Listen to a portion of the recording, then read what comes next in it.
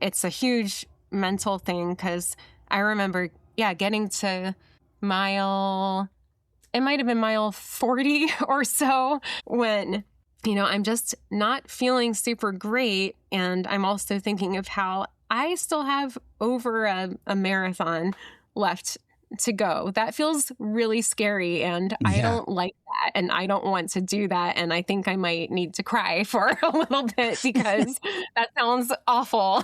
And, but then,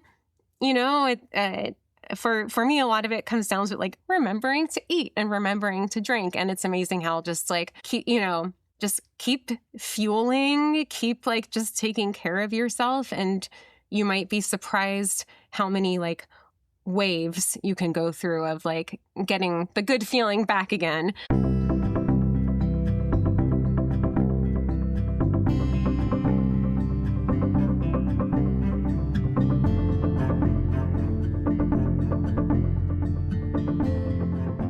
All right, it is the Fit for Radio podcast. My name is Drew Tiedemann. I'm your host, and we're here at the Stafford Hills Club like we are every single week where I work out and I work.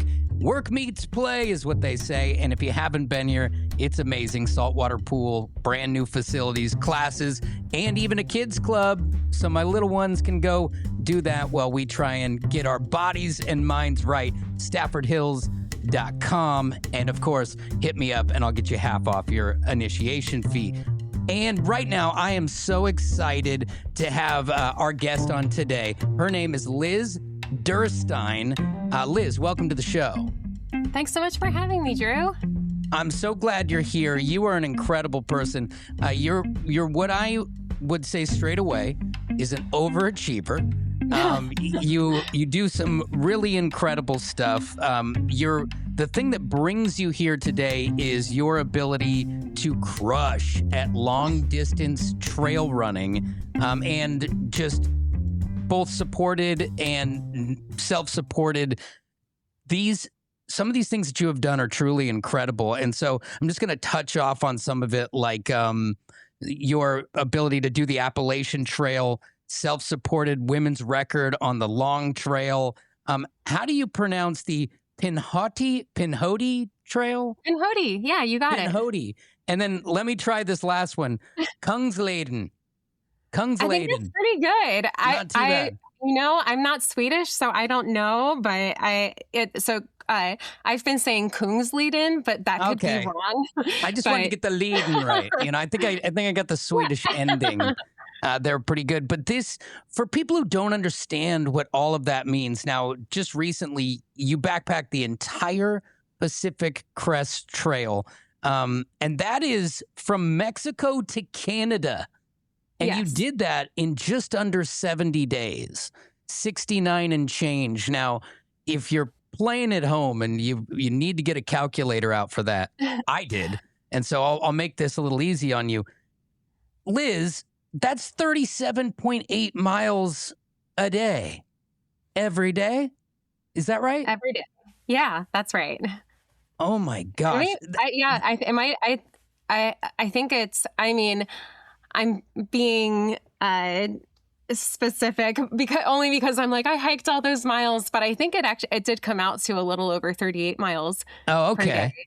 2,651 miles in just under 70 days. And even though it was 4 months ago now that I finished, it still feels really fresh. Like it was a big experience and a really amazing one. And I'm still kind of coming off of it.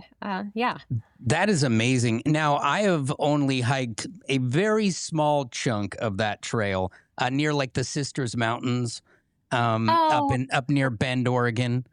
And it's an incredible. Yeah. Oh, it's so beautiful up there. But the first thing that came to my mind when you're doing all those miles, when I did it, it was just part of a thing called Outward Bound, where, you would do for 2 straight weeks, you're in the mountain portion. And what happened to my body, like how dirty I was, what happened to my feet?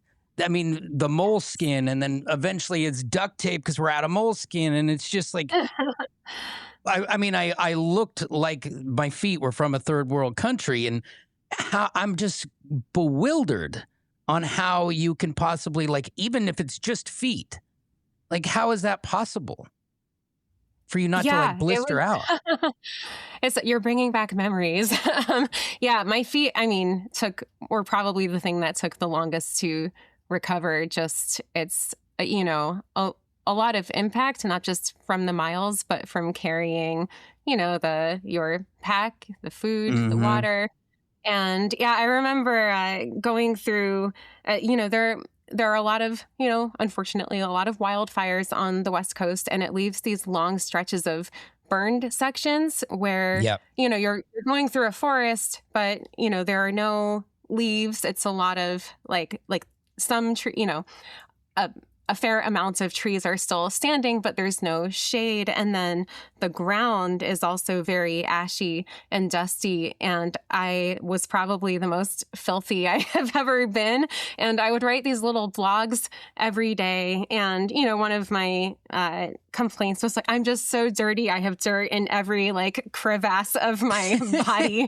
And some people were like, it's just, I'm getting comments, from friends and people that are following along, like it's just dirt, like it's okay if you get a little dirty. And I'm like, yes, but like also I don't think you understand like how incredibly dirty I am, and like all of my belongings, and like at some point you just have to kind of live in your filth. But that's also part of it too, Absolutely, it's part of it, because when I just did the 2-week thing, I thought I was so tan, right? Like I came out of there and people were like, geez, I've never seen you so tan. And then I took a shower and there was just like what turned into like a mud river that just was like running down the bathtub. And I can only imagine that for you was on another level. Totally. You're like, especially the sock tan. You're like, oh, and then, a lot of it actually is, in fact, dirt. But, yes. Now, you mentioned the fires, and, I'm from Oregon. So when we had a lot of these crazy fires, every time you even drive through the forest, you see it. Were you inhaling? Were you like finding that like the dirt was kicking up and you were having to like fight through the inhalation of the ash too? Or how did that go? Yeah, that's a good question, because I haven't thought about it in a while, but now that you're asking, it's like, actually, yeah, like I would get nosebleeds and stuff just from like huffing and puffing through. I mean, it's also like, dry climate and conditions, but yeah, definitely with all the dust kicking up. And then there were some sections where there were active fires, not like close to like, I was safe where I was hiking, but yeah, there were definitely some smoky sections where, visibility was bad. Like there might be a lot of mountains on the horizon, but you can only kind of see the silhouettes of them in the distance. And so, yeah, that thankfully like that, was only for a few days, like throughout the hike. But yeah, it was definitely present for sure. Now, just to take people back a little bit, because you didn't just strap on some shoes and start setting records like this. You kind of went grassroots on your running like most people do, starting in high school, right? And then into college. Totally, what distances were you doing then? I'm guessing there was cross country involved if you end up going distance? Yeah. So I ran cross country in high school just for fun. I was never super competitive. I tried track, but it was like a little too intense for me. In college, I was interested in running, but thought like, I was studying music, and I was like, well, I need to take my music really seriously and practice 8 hours a day and on top of classes and blah, blah, blah. So I actually spent like most of my time in college focused on music. But then during that time, I'd emerge from like the basement practice rooms, and then I'd see the cross country team running by, just like having a great time and like laughing and running, and I'm just like, oh, that looks really fun. So I ended up joining my college cross country team, and I ended up trying track to my senior year of college. And then at the college level, they have really long distances on track. So I did the 5K and 10K on the track. Okay, because yeah, at the high school level, you're only doing like they only have the mile and maybe a little bit more, but Yeah. not enough to challenge the true distance runner.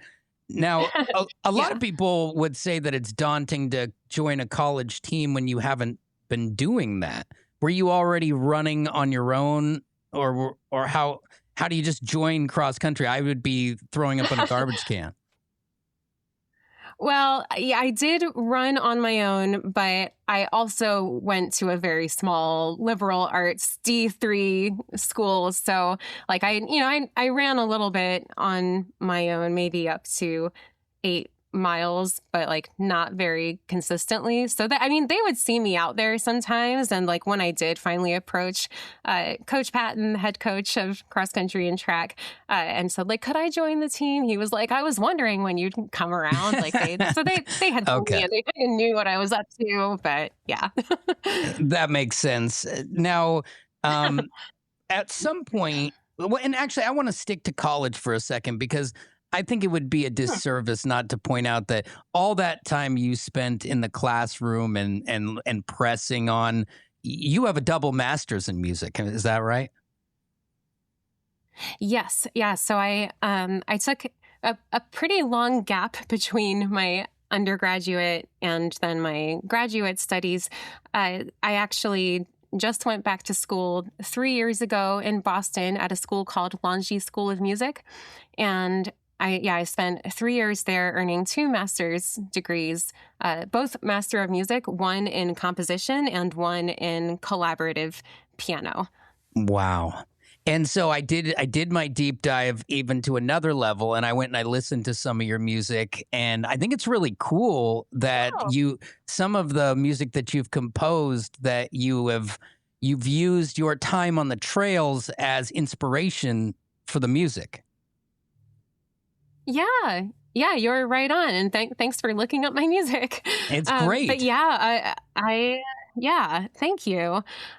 Yeah, that kind of started. So, I mean, I've been writing music for a long time, but the two worlds of like all this outdoor stuff that I do and then my creative side with music kind of came together without my really meaning to when I hiked the Appalachian Trail 2026, 6 years ago now.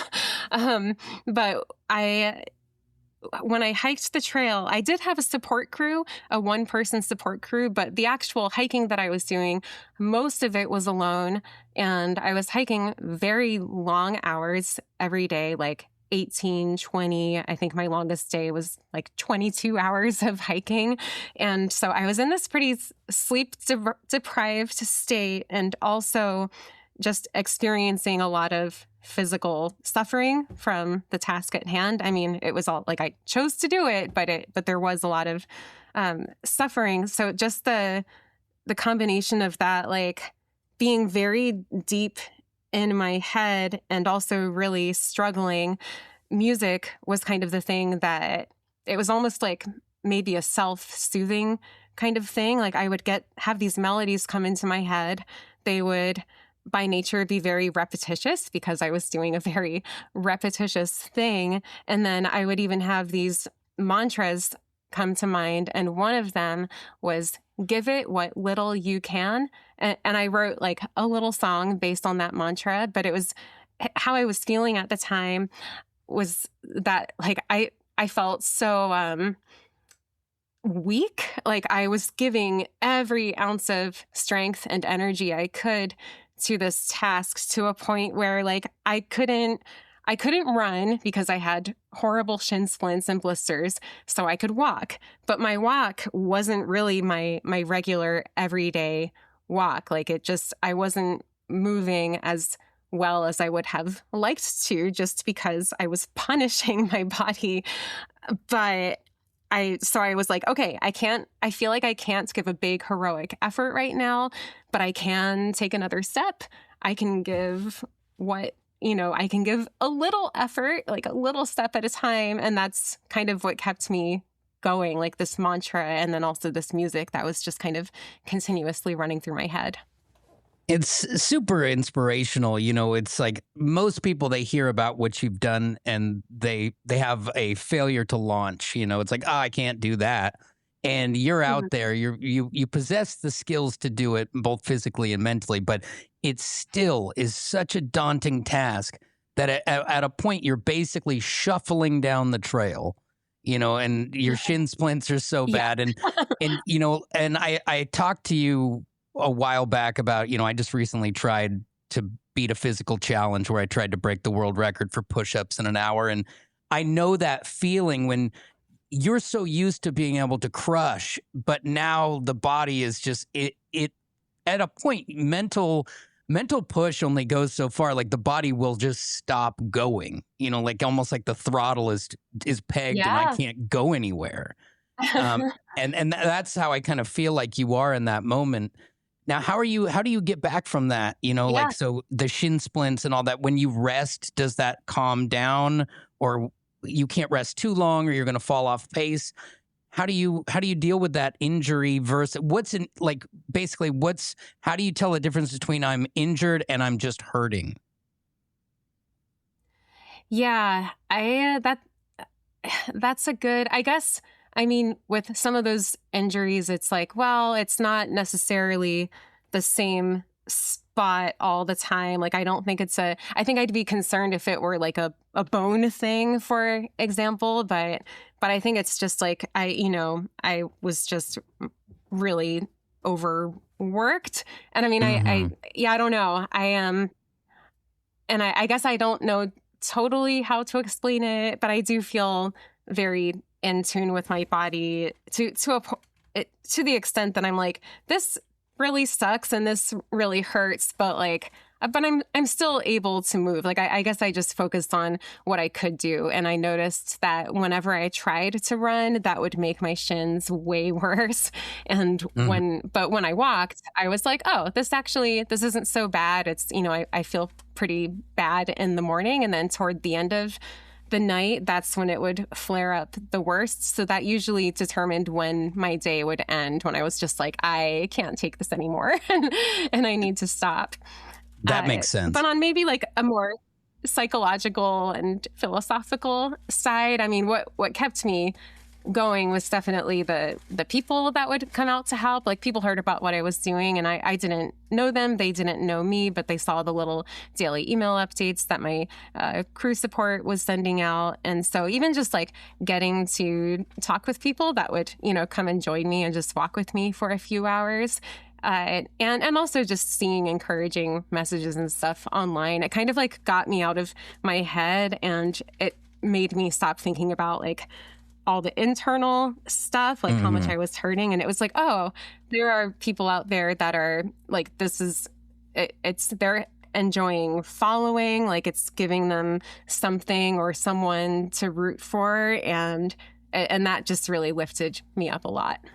Yeah, and that extra support from people is so huge. Now, if I roll it back a little bit, you spent a long time, I think like 10 years, trying to qualify for the Olympics in the marathon. So you're used to the distance thing. Tell me just real quick about how that process went and before we got to the trail running. Yeah. So I love setting big goals for myself, if that wasn't already clear. And yeah, way back in, I don't know, maybe like 2008, I graduated from college in '07. And as I had spent that year on my college cross country and track team. And, before that, I had always run just, it was fun and social, and I just liked how it made me feel. But then I started to get interested in seeing, yeah, like how fast can I go? How far can I go? And I was just sort of perusing what does one need to do to qualify for the Olympics? And I looked at, the 10K. I was like, oh, that's really fast. I don't think I can do it. 5K, no way. And then I was like, marathon. And I think at the time, the marathon qualifying time, and this for I think it was for the Olympics, but more importantly to me, to qualify, it was the qualifying time for the U.S. Olympic marathon trials was 2:49. And the trials is a race that the U.S. specifically holds, and the top 3 people in that race get to go to the Olympics. Okay. So I wasn't, I didn't think like, I can go to the Olympics. I mean, I was like, maybe I can qualify for this really elite, hard to get into race that determines the Olympic team. So I just kind of had my eyes or my mind set on that goal, and the qualifying time kept getting a little bit harder, like each Olympic cycle, like every 4 years. So I think it went down to 2:45 by 2020. So yeah, I chipped away at my marathon time. I only from then to 2019, I took my time down from it. My first marathon was 3 hours, 18 minutes.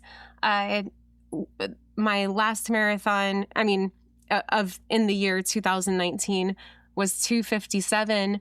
So on the one hand, it's like, man, only, 20 or so minutes over 11 years, like, shoot. But like, I don't know. I believed in myself, and I believed in that goal. And in the meantime, I had started thinking like, well, I don't know, maybe I want to try trail running. Maybe I want to hike the AT one day.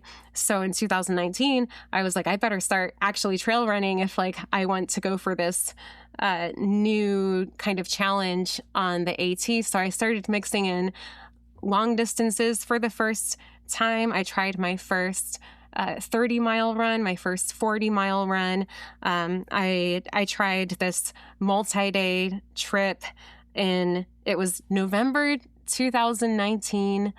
I tried, I think it was 3 or 4 days of 40 plus miles back to back to back to back on the AT. And something about that just unlocked something for me. I ran my first 100K ultra marathon the next month in December, and it went really well. I placed 4th and was something like 18 minutes behind the women's winner. And then the very next month, I kind of gave the marathon my last shot for that Olympic cycle, because I think the last date to qualify was maybe in January sometime. So in January 19th, 2020, I ran the Houston Marathon and knocked another 6 minutes off my marathon. Nice. And finished in 2:51. So it was just like, I don't know. I was kind of banging my head against the wall, going for this goal for such a long time, but like only kind of seeing minor improvements. But then I tried something new, and it just like unlocked something for me. But then I started trail running and just like never looked back since then. And the reason I went back to the marathon too is there is so much that goes into it mentally.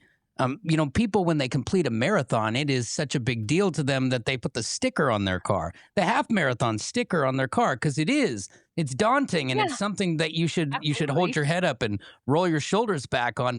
You're listening to the Fit for Radio podcast, brought to you by the Stafford Hills Club, a place where I work out and I work.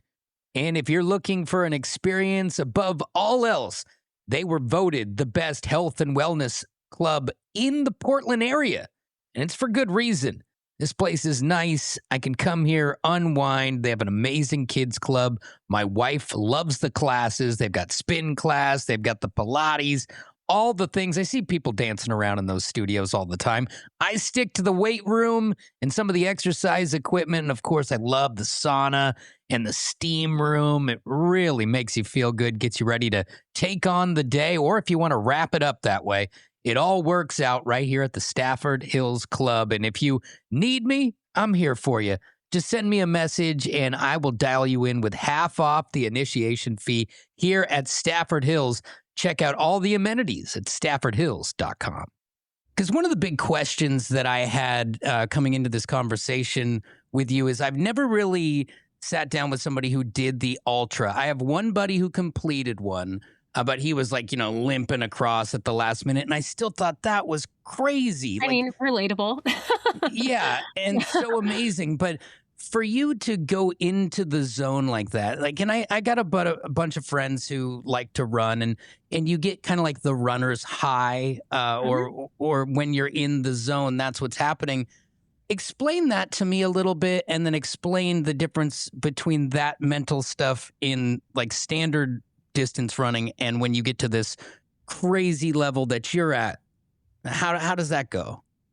Yeah. I mean, so there's nothing better than a runner's high. I mean, just like when it doesn't hit that often, but when it does, it's that, yeah, just like an amazing, like you're in this state where everything's just clicking and flowing and you feel weightless and like your form is good. Like you might be running fast and not having to work so hard for it. I mean, it's an amazing feeling.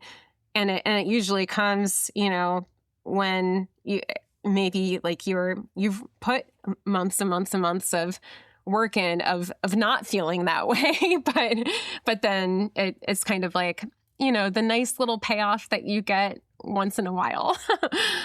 and yeah, in the context of ultra racing. So I actually just came back from Italy, where I raced a 105K in this coastal mountain range in northern Italy and Slovenia. It was my first race back since hiking the Pacific Crest Trail.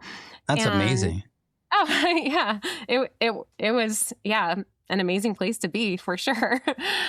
And yeah, running that race was a good kind of grounding reminder of how hard ultra running is, but also it was neat to experience and remember how, the pain and the suffering like that, you'll most likely experience some of that, but you just have to remember, just because something feels really, really bad in the moment doesn't mean you're going to feel like that the rest of the race. You just kind of have to work your way through it.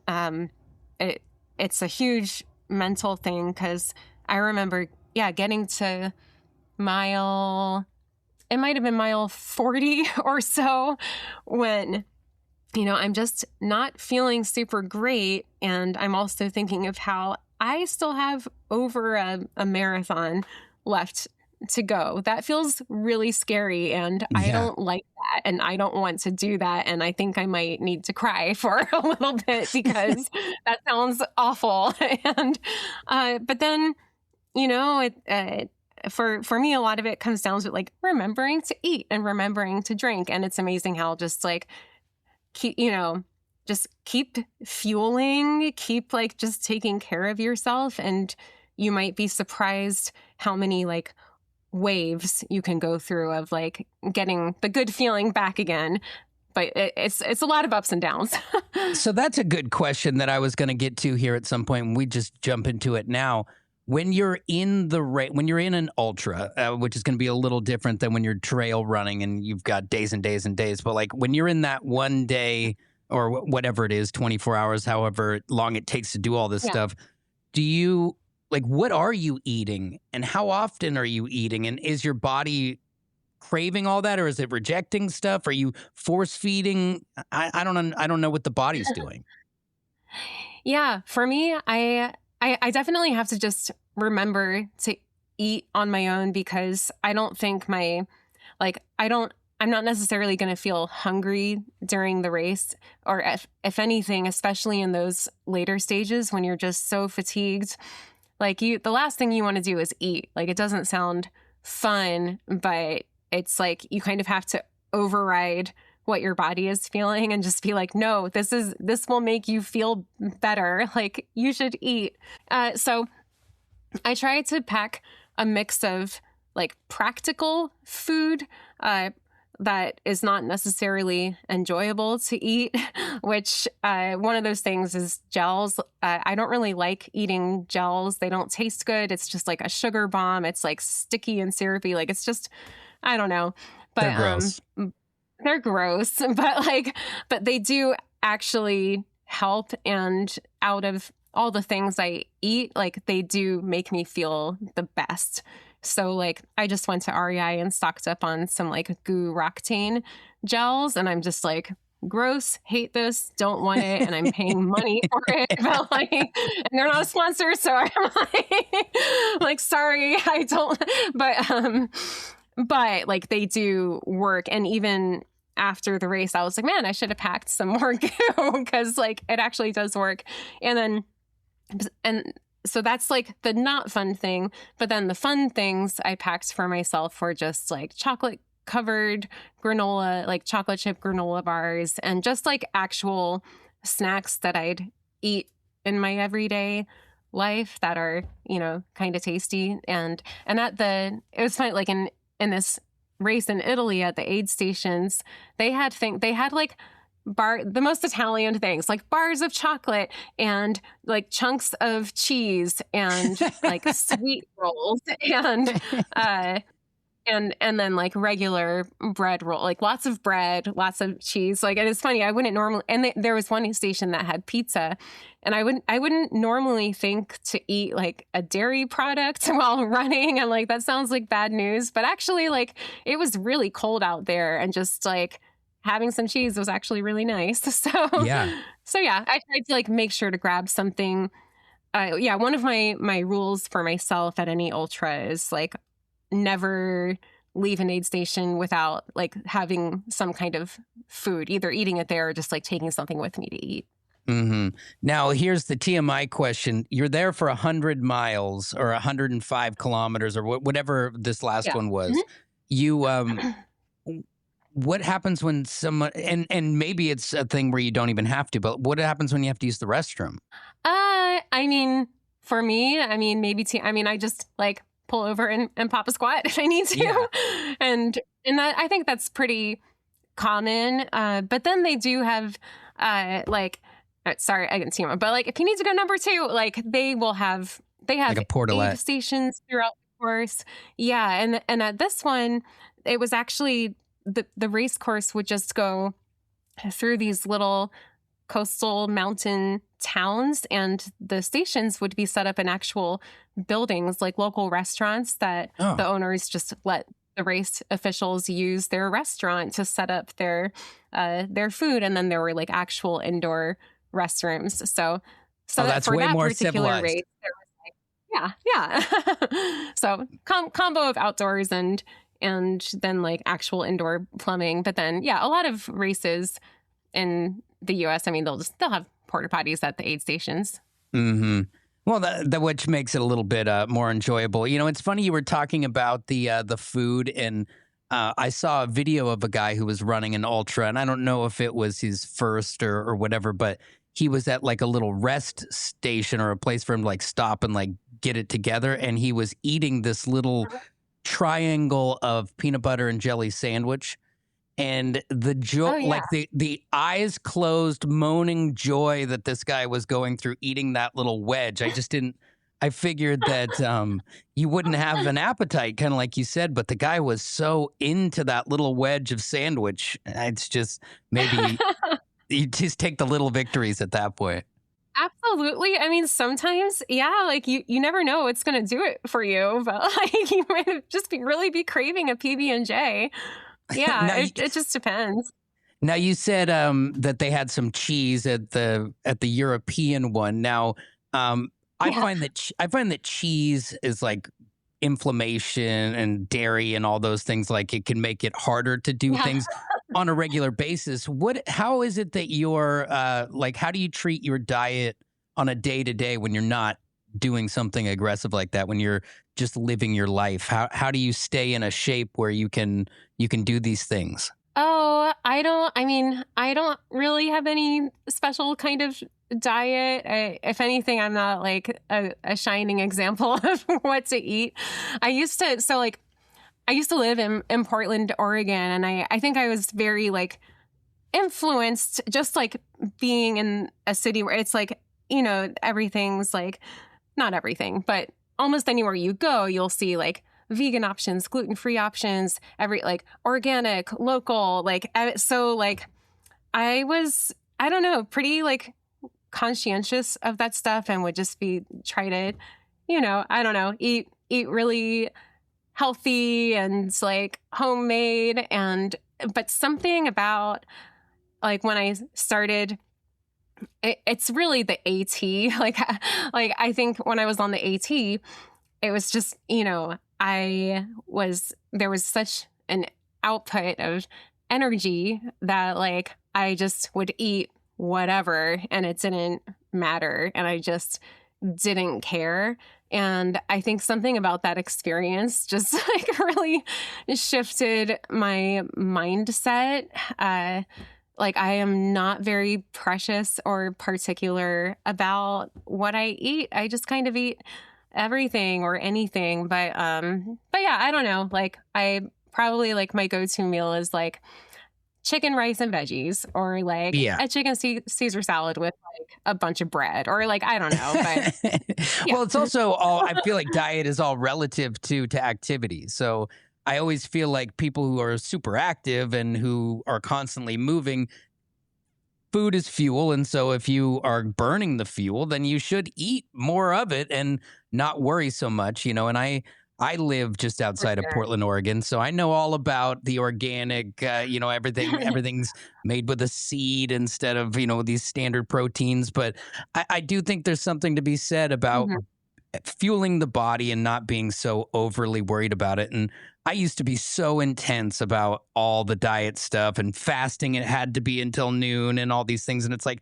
well, if I got up and worked out in the morning, why would I need to continue to fast until noon? Like my body's shaking.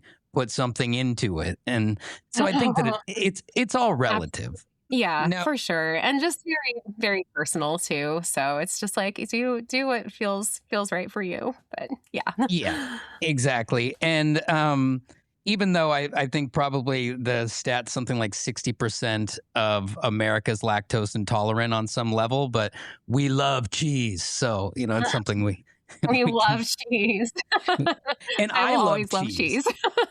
Yeah, I ate pizza yesterday. I mean, I knew I was like red flagging myself, but that did not stop me. It was pretty amazing.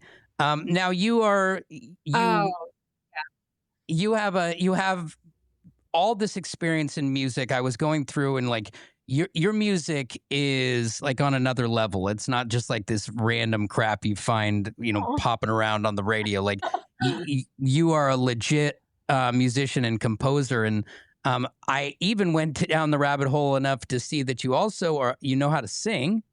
I saw some videos of you singing with a group at one point, and even I think some solo stuff. So very impressive. I bring it all up because, life is so busy, right? Like you've got you've got this trail running stuff. So there has to be some training involved with that. Home life, personal life, work life, music. How do you balance it? And is there a time where you have to dump one of them? Yeah, that has been a pretty big theme coming back. So I finished the Pacific Crest Trail this past August, and I had also just graduated from my master's program early in May. So like graduated in May, started the trail in June, finished in August, and then September was just kind of like straight back into life, just home life. And I really took on a lot, not really realizing how much I was taking on, like as a gig musician. Like I do a lot of gigs around Boston, and that could mean anything from playing at schools or performances, music directing, accompanying, and it's kind of like it would just be like, oh, hey, would you be free this one weekend to do this? Sure. Would you be free on these weeknights to do this? Sure. And I just kind of said yes to everything because everything, there wasn't one thing in particular that was like, necessarily a really huge commitment. But then suddenly I'm juggling all of these things. I mean, I guess it was kind of like my first my first season as like a full-time freelancer. And so I learned some pretty big lessons there just about like how much I need to protect my time and just be careful about how much I say yes to, because like I committed and I did, I did all of the things that I said I would do, but it was just like a very frazzled and kind of like stressful time, because I'd be running all over greater Boston, or really driving all over from like one thing to the next thing to the next thing kind of throughout the week. So yeah, so so you're working on that part. That yeah, it kind of like went on right up until the end of the year. And now, yeah, going into this spring, I'm like, okay, I think I need to just pace myself a little better and just kind of know my limits. And so like, I hate saying no to anything, but so I think that'll just be a continual work in progress for me. And that, not only on the career side, but yeah, like you said, like there's, personal life and home life and music, running, all of it, and finding a balance. Now, I appreciate you taking or saying yes to this podcast, because of all the people that I tried to schedule as like some of my initial guests, when your name came up, I was super excited. And you were so busy that I was like, we had like a 1-day pinpoint that we could get this in. And I really appreciate you taking the time to do that. Oh, well, I really appreciate you having me on and for being willing to like, kind of figure out the timing on it with me too. So yeah, I'm really glad it could happen. Oh, it's amazing. And there are a couple of things I wanted to touch on while I still have you here. And that is, I keep going back to my own little couple weeks in the mountains, because it's the only frame of reference I have to like kind of your line of thinking when you're out doing these trails. And as part of that process, when I did the Outward Bound, was a 3-day solo where it was just me in like a little tent, and I could like get out and walk around this forest area by myself, but I had no human contact. And it was quite a few years ago. And so like there's still quite a bit of ADD burning around in my mind and my body. And I found it very difficult at first. And then I found like the amount of deep thinking that goes on once you kind of get past the initial boredom is quite deep, in its thinking. So how do you do it? Like when you're out there, are you truly alone, or how often do you have interaction, and where do you go in your mind during those long periods? Yeah, on the PCT, it was kind of a mix. It started and ended pretty lonely, because I started later in the season than most hikers. I think most hikers started March, April, May.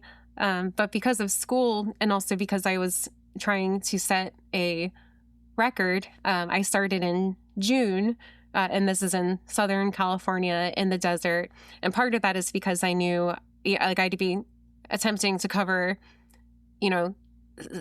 a lot of miles quickly, and I would get to the Sierra Mountains. Like I had to basically make sure I didn't get to the Sierra Mountains before most of the snow had melted, because that's why I timed it that way.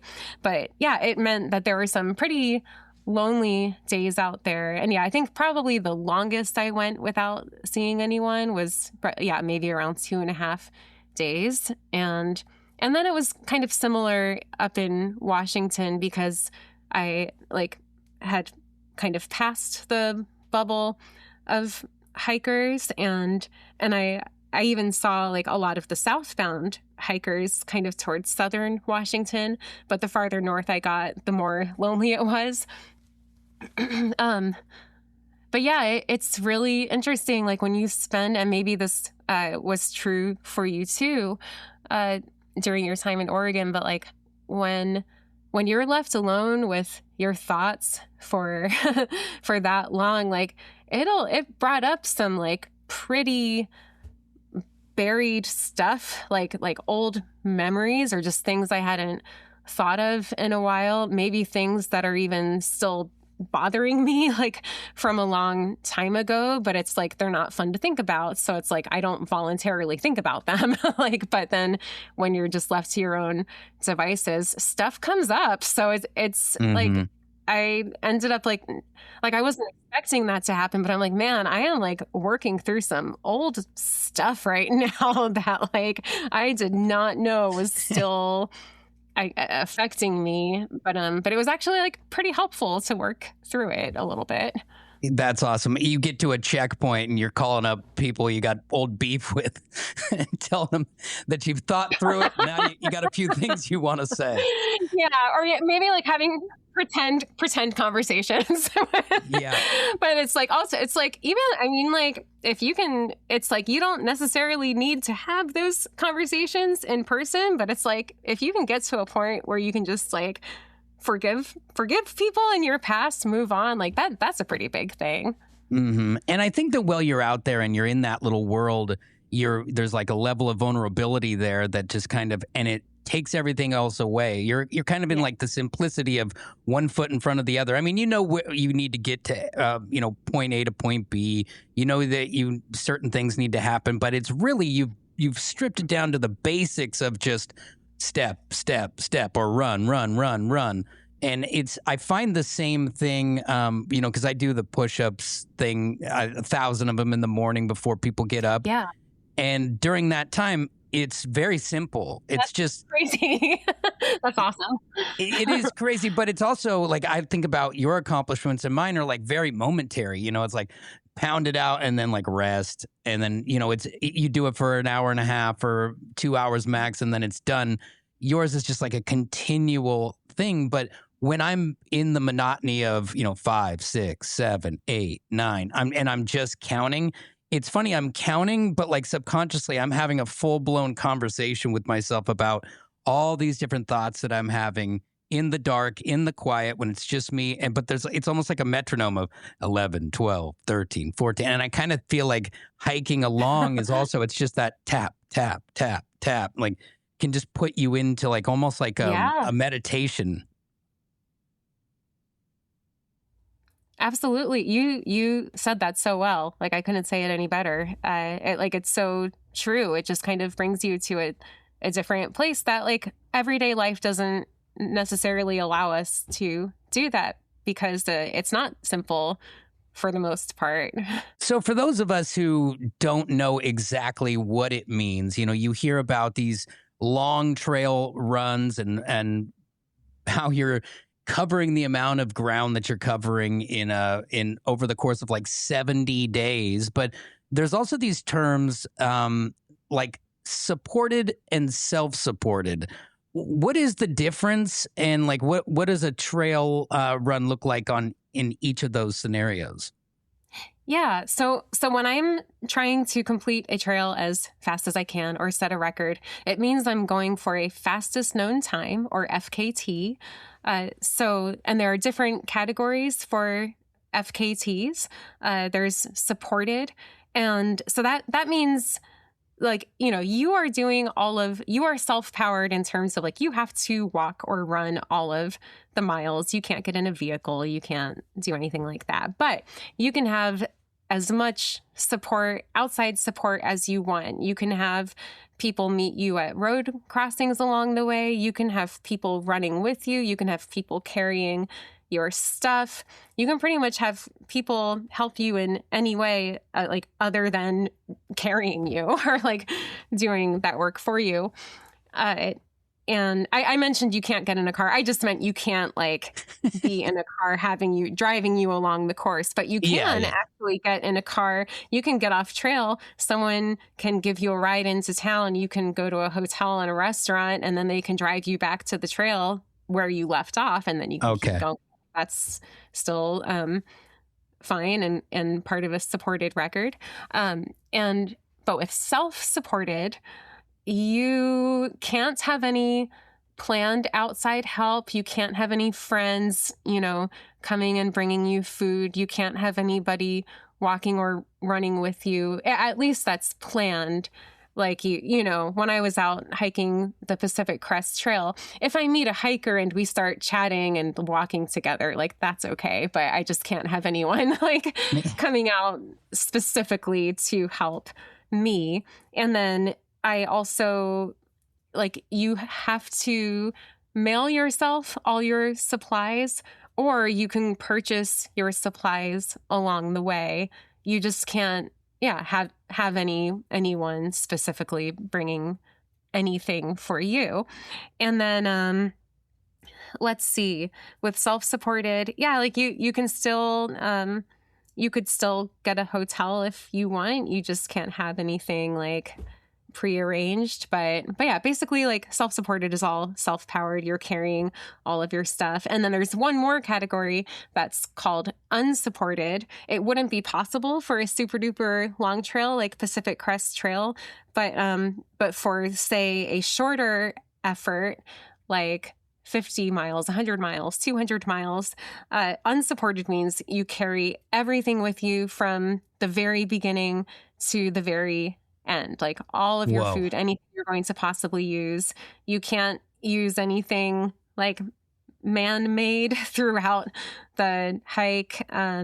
Like it's like you and the wild, and you have to, like, if you have trash, you have to bring your trash with you all the way to the end. You can't like throw it out in a garbage bin. So those are kind of like the three categories. And like you said, that last category, I mean, if you're doing 2,600 plus miles, you can't do that. You're not going to be able to have enough food and other supplies to get you through. Unless you can like make some kind of contraption that you'd be like carrying like a huge like stroller or like, I don't know, but it would be really extreme and silly. And I think the longest unsupported effort that I know of is Heather Anderson hiking the 800-mile Arizona Trail, and she like that, which is unheard of, incredible, and she did That's it, wild. So I saw in some of your videos, like, it's different. Sometimes, different styles. Sometimes you're with people, sometimes you're not. And I saw tents. Like, so when you stop down for the night, are you setting up a tent every night, or do you sometimes sleep outside, or what's the deal?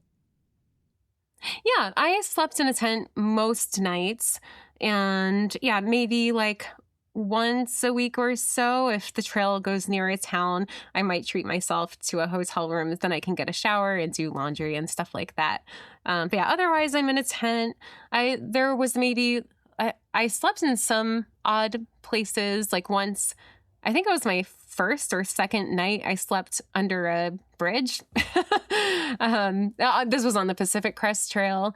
And another night, I slept just on a picnic table at Kennedy Meadows right before entering the Sierra Mountains. So I know some people like to cowboy camp, which just means you don't have a tent. You're just sleeping under the stars. Like maybe you have your sleeping pad, but I don't know. I like having even if it's like fake security, like even if I'm not actually that much more safe in a tent, I just feel safe in a tent. So I like having it. And there's something about the tent. There's two things. If I can't see it, it can't scare me, right? So if something's rustling out there and I'm inside the tent, I'm still safer if I'm not just like looking at this wild animal staring back at me. So I think my ignorance is bliss there. And especially when you get into any snow zone, having that tent also gives the ability to escape a mosquito situation, because I one time was hit by just my legs. I think I counted 250 mosquito bites just because there was nothing I could do. You get to in Oregon. And that's in the Sisters where they get those snowpack where they've nested there, and at dusk they just come for your soul. And so it's nice to have a tent. Oregon was really brutal. So I was reviewing my Strava activity. Strava's like a website you can log all your runs or workouts or whatever, and I use a GPS watch, so it tracks all of my movements and puts it on a map. And I zoomed in to just figure out, I wanted to be like, where did I sleep that night? And at the end of the night, it was just my routes line was zigzagging all over the place, but all in one spot. And I was like, what was I doing? And then I remembered there were so many mosquitoes and I was trying to set up my tent. So like, in running around. Setting up a tent. Yeah. I was like, oh yeah, now I remember. That's amazing. Now, when you're up there, another question is, you're out in these places that are very remote and, there's not a cell phone signal or anything like that. So if an emergency is going to happen and you're alone, do you have a beacon or do you have something that you can set off if things go sideways? Yeah, I do. I carry a Garmin InReach Mini 2. And it's just a tiny little like device. I just always have it attached to my pack on a little carabiner. But it's unlike a phone, which, phones break. Like, even if you have a protective case, like you could smash the face of a phone or it could get water damage, where this thing, like, you could, throw it at a rock and it would still be protected, or it can be out in the elements and it will not fail. Because it has just like protection around it. So I had that set up. It shared my location every 30 minutes. Like, it would just ping my location, and my family and friends had a map so they could check in.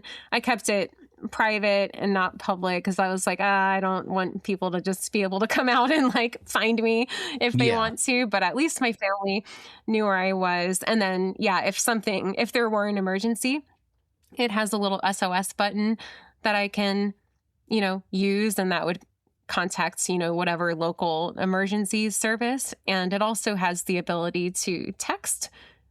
So yeah, it's a very handy device, and it definitely offers some peace of mind. And it's a nice way to be able to communicate, just even if I just want to say like, hey, I'm safe, or like, hey, this is where I'm going to stop. Good night. It's very handy. It gives you peace of mind and your family. I can only imagine like my parents being like, day 40, like, I hope he's alive, but if you're moving, then you're alive. And then, or you can text them and be like, hey, everything's good. I got to checkpoint Z or whatever. It would give me peace of mind. Yeah, exactly. Because I think if it was my kids, I would be 10 days into it, I'd be on the trail, not prepared, trying to find them. So you have to keep that thing handy. My mom was definitely following along and would be like, hey, your thing hasn't moved. Like, are you okay? And it's like, I wouldn't hear from her like that often, but it was like anytime something abnormal happened with the tracker, she was on top of it. So I was like, she must be checking in like all the time, and she's probably like a little stressed right now. So I'm sure we all felt a little better when I was done. I'm sure every time you sign up for one of these things, they take a little bit of a deep breath, like, oh, here we go. We're going to do it again.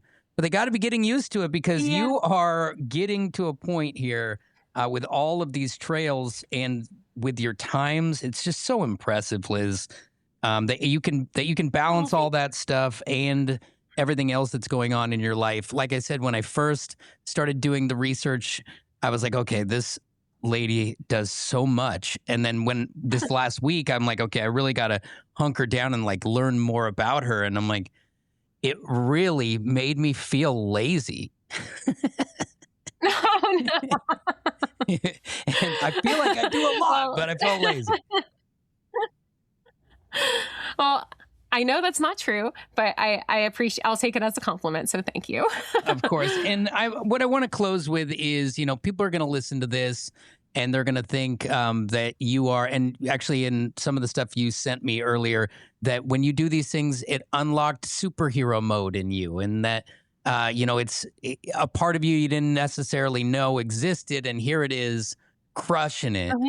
For somebody else out there who wants to do cool things or try and do things that are outside their comfort zone. And it's something that I really have embraced in my own life. And it took a long time, a lot of failure to launch. What would you say to people who want to get into distance running or to achieve a goal that just seems unobtainable?